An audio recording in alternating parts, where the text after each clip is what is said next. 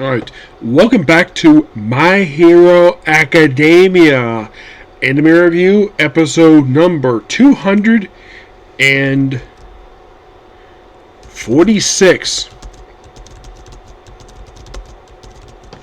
Now, I, along with a lot of people, thought this was going to be the second to last episode, and then we have where next week's episode, which technically aired, that aired last week, that was going to be the end. There was no more My Hero Academia, the main series. Of course, we have Vigilantes coming next month. But it was announced last night at Jump Festa that this particular series, My Hero Academia, is getting a bonus episode. Yes, there's a special episode called More, and it's going to be adapted in the bonus chapter. But here's the thing, you think, oh, does it come out next week? No! It doesn't come out to frickin' May. That's the thing. We have to wait 5 months for this thing to come out. I'm like, really? 5 months? I'm happy it's getting adapted. And that was the last chapter published in this very book right here, 431. Yeah, that's going to be adapted for that very thing. I'm like so happy with that. Because I was really bummed out, like, oh crap, they were not going to adapt the bonus chapter for the last episode. But nope, they are. For the bonus episode. Which begs the question, are they going to adapt the short that it's going to be published in the fan book come out in just 2 months? I don't know if they are, because that's technically part of the epilogue arc. I would think they would include that, but that depends on Bones. I'm just happy the fact that we're getting another My Hero Academia episode.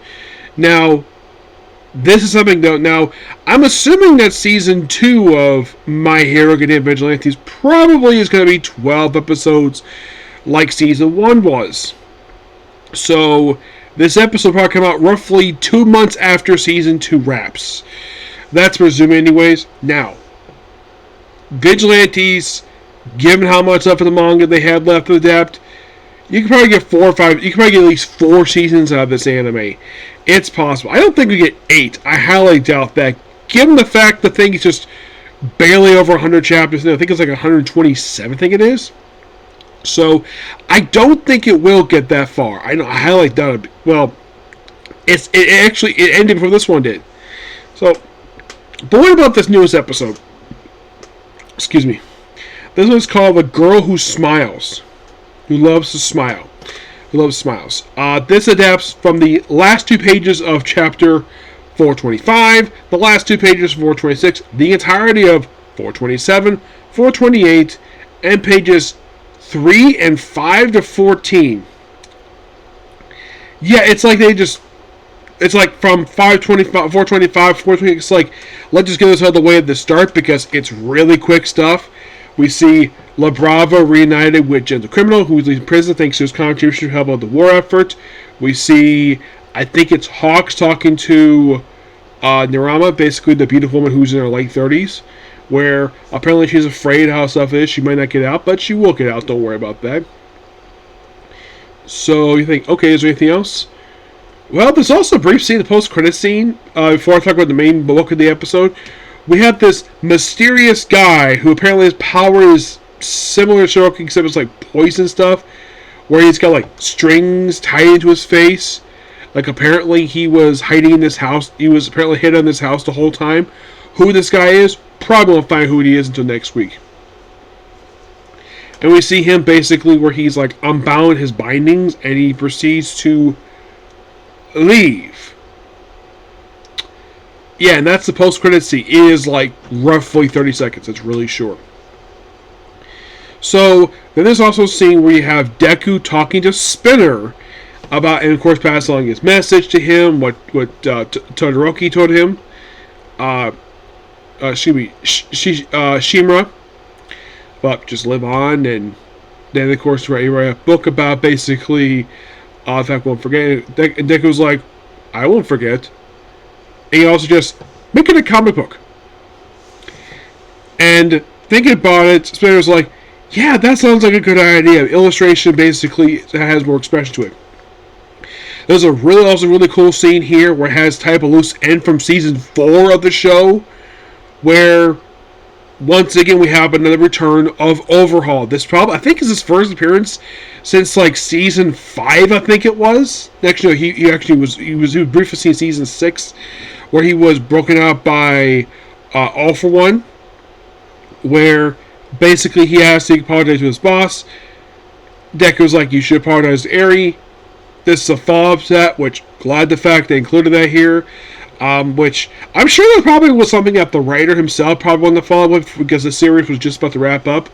So glad that's here. It's appreciating him and his boss, who's out of his coma, but apparently thanks to support items, he says, okay, like, he doesn't even call it boss anymore. He apologized to Eri, so second person on that. And very brief scene, and of course, going back to school, where apparently they're chased by a bunch of girls, and Bakugo's get a bunch of girls, and of course, according to Deku, girls originally were afraid of him. He never get a girl when they're in middle school, and yet now he gets a bunch of girls who are after him. I'm like, you damn lucky bastard. And this one guy thanks Deku for being a good hero, follow his footsteps, and that's it. Brief scene, and then they come back to the dorm hall where they're just relaxing, and like, oh, Chaka went home, but apparently the Froppy says, oh, she's not been reading my latest text. So Deku obviously figures out exactly where she went. A location they were at just the previous season of the show, where he had to use a little bit what remains of his quirk, which is not much left. Basically, he had Ember left, and he's like, basically, the dialogue here is pretty much spot on. I appreciate what Justin Bennett and Lucy Christian did for this scene, where it's like very spot on. The fact that basically, well, Lucy Christian, basically Chaka is very emotional about Toga's death, and this scene here, oh my gosh, people were throwing a tantrum online over this one scene from this episode, because people were under the mistaken belief that Deku and Chaku were gay. Where people thought Deku had a thing for Bakugo and Ochaku had a thing for probably Pinky. But the thing is, and I'm kind of like, basically it's a face-palming moment. I'm like, do you people not watch this show? She does not have a thing for her friend Pinky. She has a thing for Deku. She's had a thing for him since they first met. Back in like episode 5 or 6 of the show. And of course, like being her hero, of course she's crying, and then everyone else shows up, and that's when they find out, oh, he has Ember left.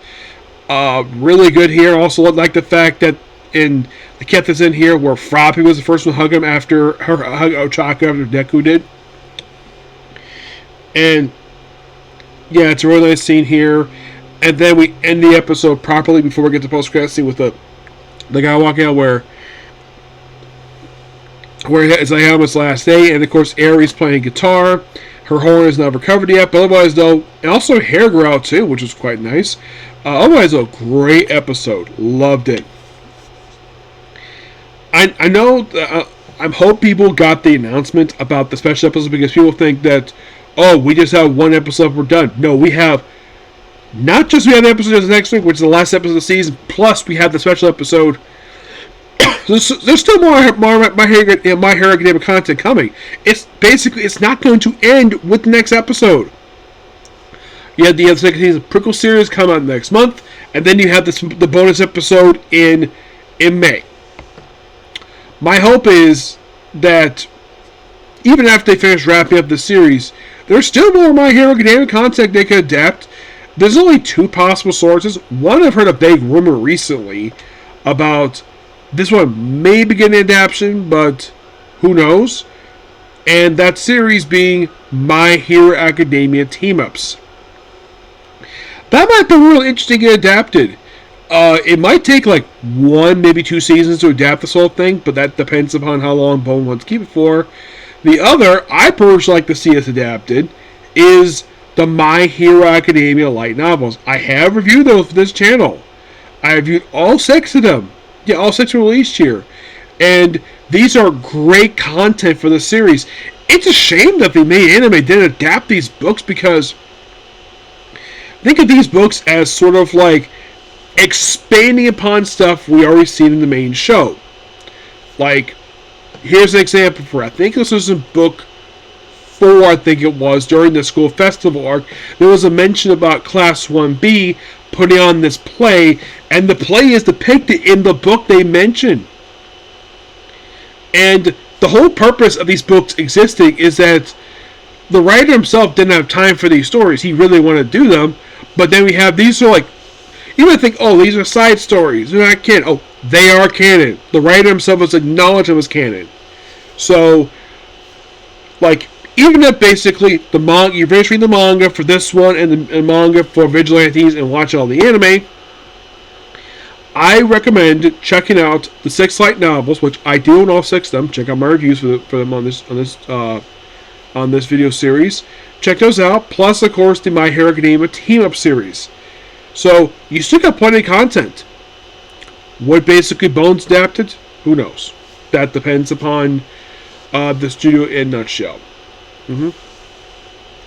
Yep. So yeah, that's pretty much it for the video. Please be sure to like, comment, subscribe, turn notifications. Next up we have is Tales of the Wedding Rings. Okay? Next video. Bye.